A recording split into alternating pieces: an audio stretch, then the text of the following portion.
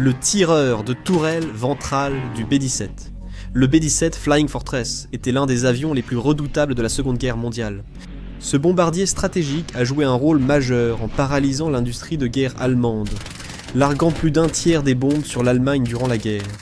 Outre son fort potentiel de bombardement, le B-17 possédait tant de mitrailleuses défensives qu'il ressemblait à une forteresse volante. Cependant, la forteresse ne protégeait pas assez l'équipage à l'intérieur.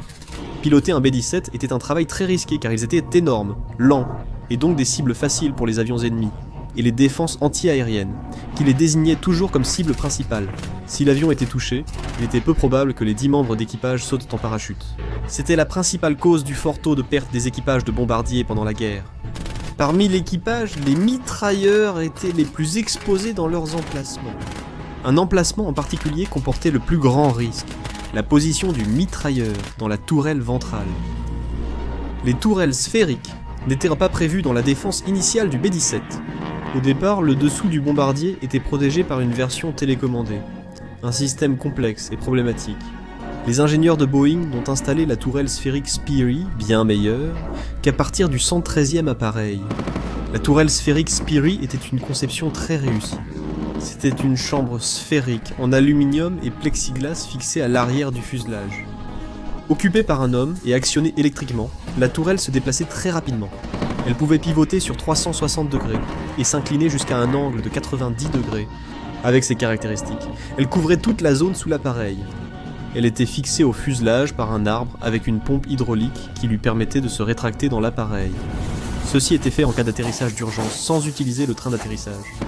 La tourelle ventrale du B-17 avait 2 mitrailleuses, Browning ANM, 2 de calibre 0,50, tirant 700 à 850 coups par minute. Chaque mitrailleuse était alimentée par bande depuis 2 boîtes de munitions dans le fuselage. La tourelle était peut-être bien conçue, mais elle était très exiguë et ne mesurait que 4 pieds de diamètre. À l'intérieur, 2 commandes manuelles pour rotation et inclinaison, avec bouton de tir électrique. Il y avait aussi un siège, une lunette K4 avec calculateur et des équipements auxiliaires. Les dimensions de la tourelle exigeaient un tireur de très petite taille. Même alors, il fallait s'y installer en position fétale. Le tireur se trouvait dans une telle position qu'il devait viser à travers la lunette entre ses genoux. Dans cette position très inconfortable, le tireur utilisait ses 2 mains pour contrôler le mouvement de la tourelle et ses pieds pour ajuster la lunette de visée.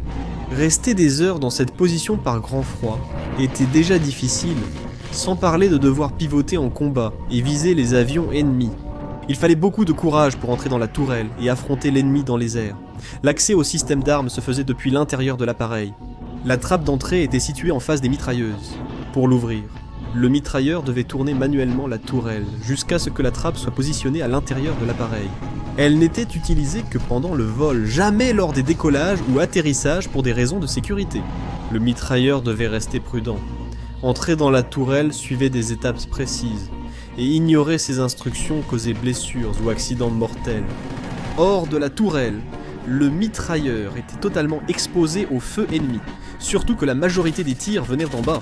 Les chasseurs attaquèrent les bombardiers par en dessous, zone la moins protégée. De plus, les tirs de la défense contre avions provenaient également d'en bas. La coque de la tourelle, en aluminium et plexiglas, ne protégeait pas contre les balles de mitrailleuse, ni les éclats d'obus de la défense contre avions. Au combat, si le mécanisme de la tourelle était touché, il était mis hors service, incapable de tourner ou d'être rétracté. Le tireur serait ainsi piégé à l'intérieur.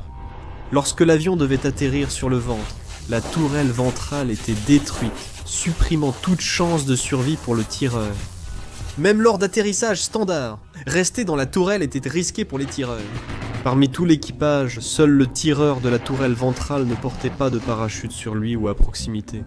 C'était tout simplement parce qu'il n'y avait pas de place pour cela. Le parachute du tireur était rangé juste à côté de la trappe d'entrée à l'intérieur du fuselage. Pour l'atteindre, le tireur devait quitter la tourelle. Pour cette opération, il lui fallait beaucoup de temps, et l'aide d'un autre membre d'équipage, car sortir était aussi compliqué que d'entrer. Inutile de préciser que les pertes des tireurs de tourelles sphériques étaient élevées. Le risque de leur travail a été illustré dans le poème écrit par Randall Jarrell, La mort du tireur de tourelles sphériques.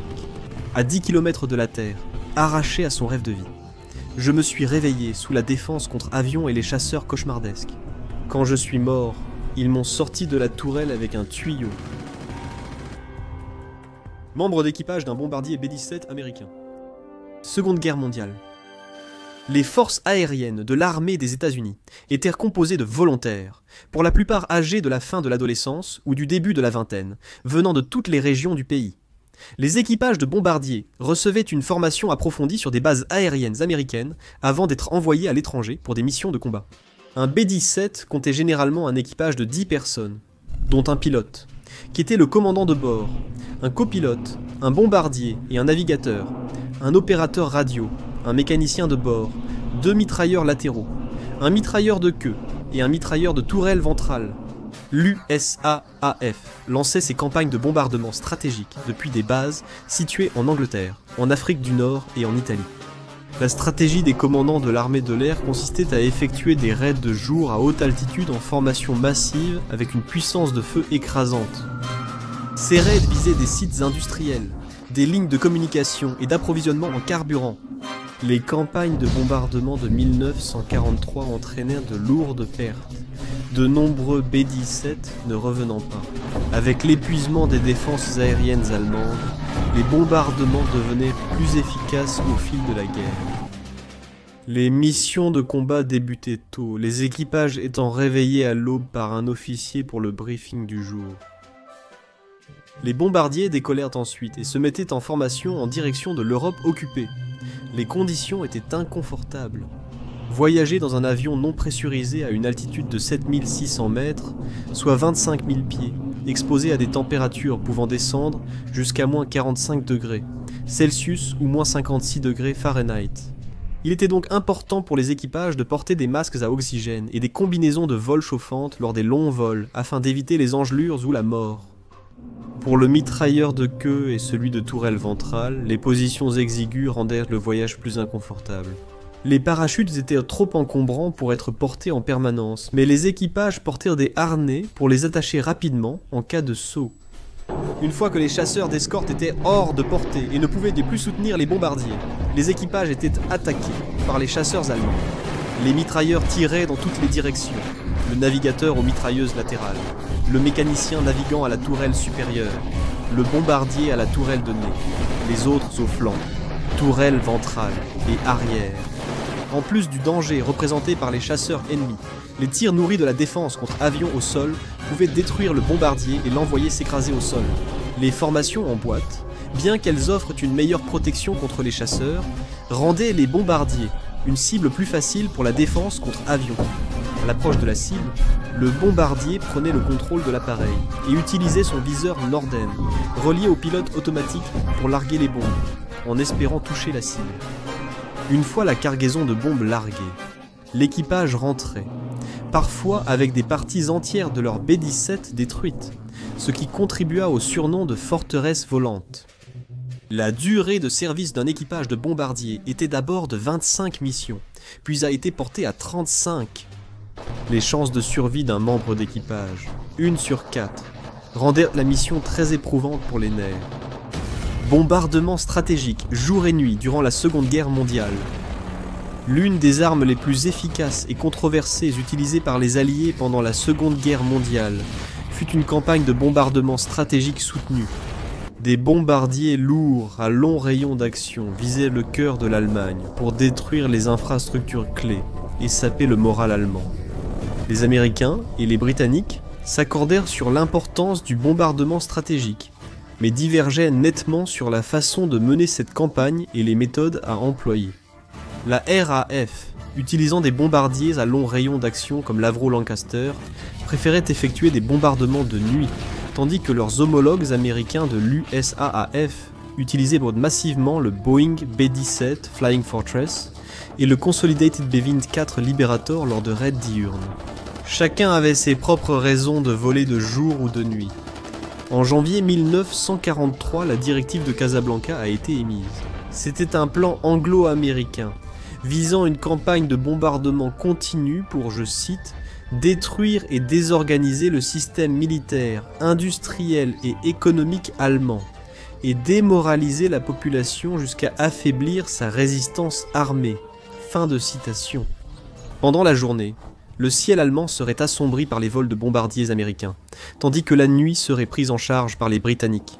L'objectif principal des Américains, en théorie, était la destruction précise de cibles spécifiques pour anéantir l'industrie allemande, comme les usines, tout en limitant les dégâts collatéraux.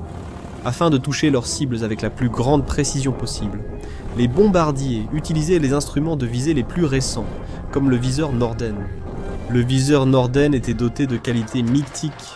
On croyait qu'il pouvait viser une bombe dans un tonneau de cornichons. C'était le scalpel de la campagne aérienne. En revanche, les Américains pouvaient larguer leurs charges avec une grande précision. Au lieu d'une usine ou d'un complexe industriel précis, la cible serait des villes entières, détruisant complètement l'infrastructure nécessaire pour poursuivre l'effort de guerre. En réponse au Blitz, mené par la Luftwaffe contre les villes britanniques, l'objectif était aussi de briser le moral allemand pour les forcer à capituler. Cette pratique, appelée bombardement de saturation ou de zone, était l'arme principale de la campagne aérienne. Bien sûr, pour atteindre une cible, les équipages de bombardiers devaient en réalité voir leur objectif. En opérant de jour, les Américains pouvaient plus aisément atteindre leur objectif et, grâce au viseur Norden, cibler plus précisément tout en évitant, en théorie, les bâtiments non visés. Lors du combat, la visée du bombardier était perturbée par la météo, l'ennemi et une mauvaise identification de la cible. On estimait qu'au début de 1943 seulement, environ 14% des bombes larguées tombaient à moins de 300 mètres de leur objectif, mais jusqu'à 44% en 1945. Au Japon, le vent dispersant plus les bombes à haute altitude, l'USAAF a dû effectuer des bombardements nocturnes à basse altitude. Les opérations nocturnes britanniques ont été contraintes de renoncer à frapper une cible aussi précise qu'une seule usine, ce qui aurait été difficile dans l'obscurité, et encore plus lorsque les villes étaient plongées dans le noir à cause du couvre-feu. De plus, le bombardement de zone dépendait moins d'un renseignement potentiellement défaillant. Les cartes, les photographies et d'autres formes d'informations concernant une cible potentielle pouvaient être trompeuses, ce qui signifiait que même la frappe la plus précise et la plus chirurgicale pouvait simplement toucher la mauvaise cible. En larguant leurs bombes sur une plus grande zone, les bombardiers britanniques visaient à toucher au moins une cible importante. L'un des plus grands risques pour toute mission de bombardement était la présence de chasseurs de la Luftwaffe, comme le Bf-109. Malgré le puissant armement défensif de leurs bombardiers, dont 13 mitrailleuses de calibre 50 sur le B-17, les chasseurs allemands infligeaient de lourdes pertes. La solution évidente était d'envoyer leurs chasseurs d'escorte pour repousser les avions ennemis. Au début de la guerre, aucun avion de chasse ne pouvait égaler l'autonomie des bombardiers aussi loin en Allemagne. Les chasseurs, comme le Republic P-47 Thunderbolt, devaient faire demi-tour en atteignant la limite de leur rayon d'action.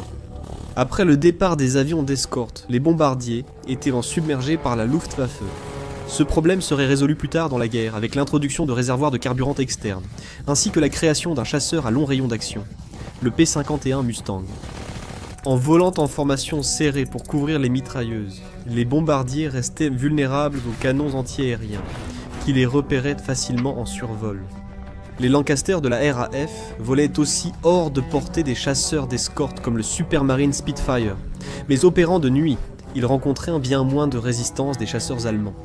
Les canons anti-aériens, capables de repérer les bombardiers américains en altitude, devaient utiliser des projecteurs pour localiser les avions britanniques.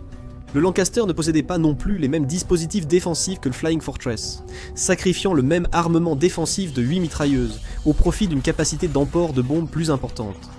Avec un armement défensif plus limité, la manière la plus efficace d'éviter l'ennemi était de rester aussi discret que possible, en utilisant la couverture de l'obscurité comme écran pour se protéger de l'ennemi. Une capacité d'emport supérieure augmentait le potentiel destructeur des missions de bombardement.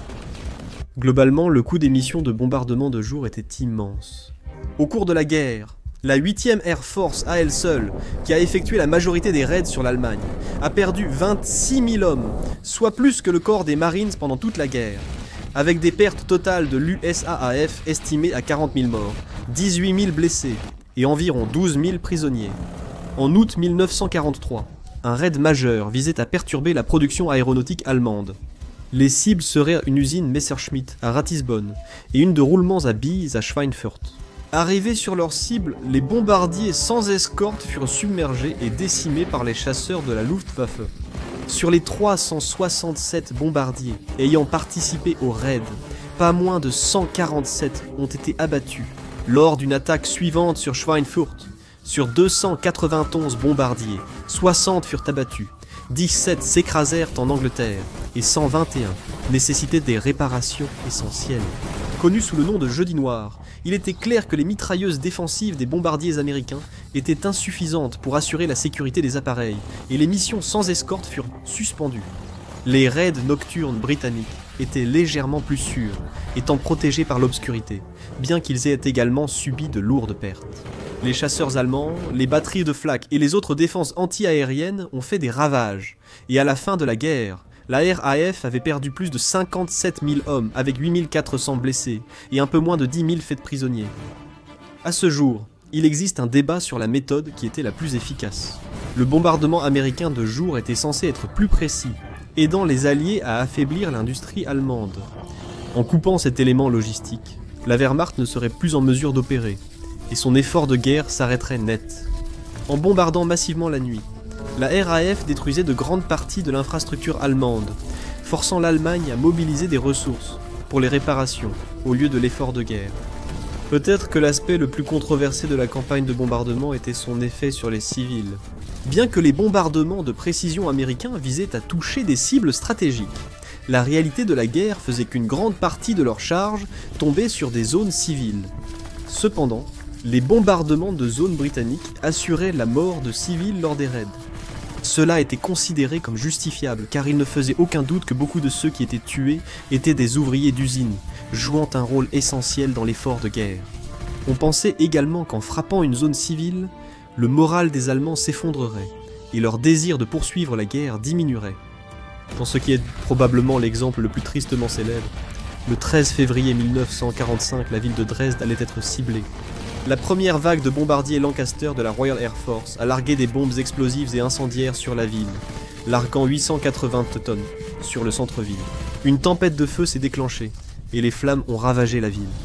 Avec ce raid et les attaques britanniques et américaines qui ont suivi au cours des jours suivants, Dresde, la 7e plus grande ville d'Allemagne, a été laissée en ruine, avec entre 25 000 et 35 000 morts.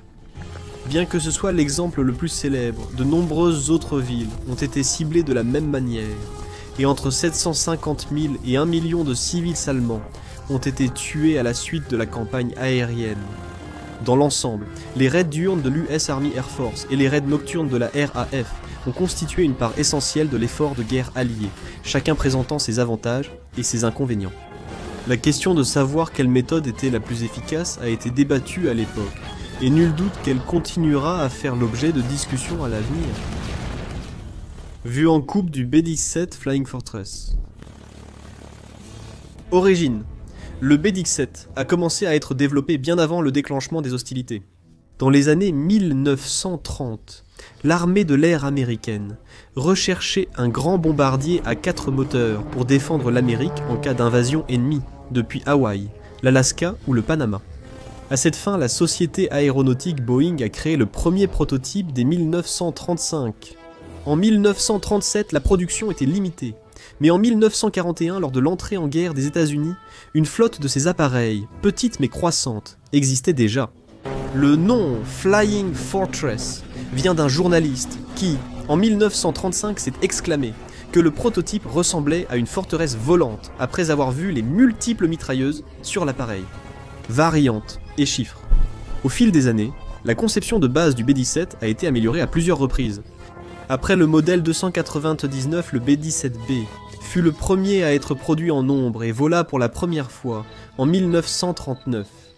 Pendant la guerre, la Flying Fortress a été modifiée à plusieurs reprises, avec des améliorations telles que davantage de mitrailleuses défensives, des moteurs plus puissants et de nombreuses autres caractéristiques pour améliorer ses performances. Le B-17G est la version finale de la Flying Fortress, avec plus de 8600 unités produites avant la fin de sa fabrication. Au total, environ 12 700 exemplaires de toutes les variantes ont été fabriqués, principalement par Boeing, mais aussi par les constructeurs Douglas Aircraft et Vega, qui étaient une filiale de Lockheed. Outre son rôle de bombardier, d'autres modèles ont été créés à partir de la structure du B-17. Cela comprenait une version d'escorte, le YB-40, qui était équipé de mitrailleuses supplémentaires et destiné à escorter d'autres B-17 avant l'introduction des avions de chasse à long rayon d'action, le C-108, un avion de transport de fret, le F-9, un avion de reconnaissance, parmi de nombreux autres modèles, dimensions. Le B-17G mesurait 22,78 mètres de long, avec une envergure de près de 31,7 mètres et une hauteur de 5,82 mètres. Il pesait 36 000 livres à vide, bien que ce poids puisse atteindre plus de 65 000 livres, avec une charge complète de bombes, des mitrailleuses, des munitions et d'autres équipements supplémentaires. La Flying Fortress était fabriquée en aluminium, un matériau bien plus léger que l'acier, ce qui permettait d'économiser un poids précieux. Performance. Le B-17G était propulsé par 4 moteurs Wright Cyclone Air 1800 TAV à 9 cylindres, chacun capable de produire 1200 chevaux. La Flying Fortress atteignait 300 miles par heure, mais sa vitesse de croisière habituelle était de 170 à 200 miles par heure. Le plafond d'opérationnel était de 35 000 pieds. Le B-17 était un bombardier à long rayon d'action et possédait un grand réservoir de carburant de 2800 gallons, ce qui donnait à la forteresse une autonomie d'environ 2000 miles, bien que cela puisse varier considérablement en fonction de la charge de bombe, des conditions météorologiques et de nombreux autres facteurs. Armement. En tant que bombardier, le B-17G avait une charge utile typique de 6000 livres de bombes, bien que cela puisse être augmenté à 8000 livres selon le type d'armement transporté. Parfois, des supports de bombes externes étaient ajoutés au fuselage, portant la charge utile à plus de 17 000 livres, mais réduisant fortement l'autonomie, ce qui était rare. Pour protéger le bombardier, le B-17G était équipé de mitrailleuses de calibre 12,50 installées autour du fuselage. Il s'agissait d'une mitrailleuse montée de chaque côté du nez, dans la joue du bombardier, d'une paire de mitrailleuses télécommandées dans une tourelle ventrale, de 2 mitrailleuses jumelées dans une tourelle dorsale, d'une paire de mitrailleurs latéraux avec chacun une mitrailleuse, d'une paire dans la tourelle ventrale sous le fuselage, et d'une paire utilisée par le mitrailleur de queue. Une 13e mitrailleuse pouvait aussi être installée dans une tourelle auxiliaire derrière la tourelle dorsale. L'espace et le poids étant limités, chaque mitrailleuse avait peu de munitions, offrant à peine 1 minute de tir, forçant les mitrailleurs à viser précisément. Équipage. Un B-17 typique avait 10 membres. Il s'agissait du pilote, du copilote, du bombardier, qui utilisait la tourelle de nez, du navigateur qui utilisait les mitrailleuses latérales, de l'ingénieur qui était aussi responsable de la tourelle dorsale, d'un opérateur radio, d'une paire de mitrailleurs latéraux, d'un mitrailleur de queue et d'un mitrailleur de la tourelle ventrale. Sans doute la pire position dans l'appareil. La Flying Fortress n'étant pas pressurisée, l'équipage dépendait d'oxygène externe, sous peine de s'évanouir. Pour les protéger des températures glaciales en haute altitude, ils portèrent des vêtements et des vestes doublées de laine, qui étaient chauffés grâce à un système de chauffage électrique interne, car toute peau exposée était vulnérable aux engelures. Ils utilisaient un interphone pour communiquer entre eux. Le viseur Norden. Pour que les missions de bombardement du B-17 réussissent, il devait larguer sa charge utile avec précision depuis de hautes altitudes.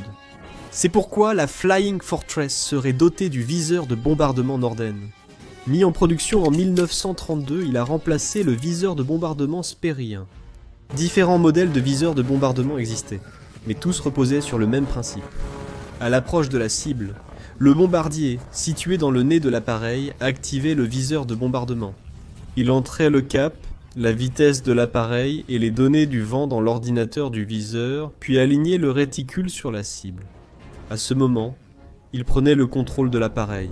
Les gyrostabilisateurs gardaient le bombardier à l'horizontale, et le viseur, doté d'un mécanisme de largage intégré, permettait de larguer la charge exactement au-dessus de la cible, car un léger retard pouvait tout faire rater. Une fois les bombes larguées, le viseur Norden était désactivé et le pilote reprenait le contrôle de l'appareil. Durant cette phase, le bombardier était très vulnérable car il devait rester stable, devenant ainsi une cible facile pour les tirs ennemis et les canons antiaériens. Malgré les éloges du viseur Norden, censé permettre de larguer une bombe dans un tonneau de cornichons, La réalité du combat montrait que peu de bombes atteignaient leur cible, nécessitant de grandes formations de bombardiers pour détruire l'objectif. Nonces et œuvres d'art. Comme la plupart des équipages de la Seconde Guerre mondiale, les membres s'attachaient à leur avion, le nommaient et décoraient le nez avec des œuvres d'art. Cela pouvait aller de l'humoristique au grivois, en passant par le sentimental. Des animaux, des personnages de dessins animés, des pin-up et diverses autres images ornaient les Flying Fortress, ajoutant une touche personnelle ainsi qu'un peu de légèreté et de sentimentalité à une situation par ailleurs angoissante. Le B-17 au combat. Le B-17 a servi dans presque tous les théâtres où le corps aérien de l'armée américaine était présent et était généralement très apprécié par ses utilisateurs. Malgré sa fiabilité et ses performances, les missions de bombardement au-dessus de l'Europe occupée par l'Allemagne restaient très dangereuses. Les B-17 volaient en formation en boîte, groupes serrés de 9 à 12 bombardiers dont les mitrailleuses se couvraient mutuellement. Au début de la guerre, ils opéraient hors de portée des chasseurs d'escorte et, une fois ces derniers repartis, étaient submergés par les chasseurs de la Luftwaffe. Face à une féroce résistance, le B-17 s'est forgé la réputation d'un appareil robuste supportant d'importants dégâts. Les récits de bombardiers volant avec la queue arrachée, des moteurs endommagés ou de gros trous dans le fuselage étaient fréquents, et ces avions gravement touchés réussissaient tout de même à rentrer à la base. Malgré cela, les équipages de B-17 ont subi des taux de pertes effroyables. Au cours de la guerre, sur les 12 700 bombardiers construits, plus de 4 700 ont été perdus, soit environ 37%. En 1943, l'espérance de vie d'une forteresse volante et de son équipage était d'environ 11 missions, bien en deçà des 25 nécessaires pour terminer une tournée. Malgré ces taux, les missions de bombardement ont eu un lourd impact sur l'industrie allemande, paralysant leurs machines de guerre. Les leçons tirées de ces missions ont donné naissance à la super forteresse B-29 qui a rendu la B-17 obsolète. Après la guerre, les B-17 survivants ont servi jusqu'aux années 1950 pour la reconnaissance, l'entraînement et le transport. Parmi les milliers d'exemplaires produits, seules quelques dizaines de Flying Fortress sont encore intactes, la plupart étant exposées dans des musées. Seule une poignée d'entre elles sont encore en état de vol, mais elles ont été clouées au sol pour des raisons de sécurité, mettant ainsi fin à la carrière de l'un des avions les plus célèbres ayant jamais pris leur envol.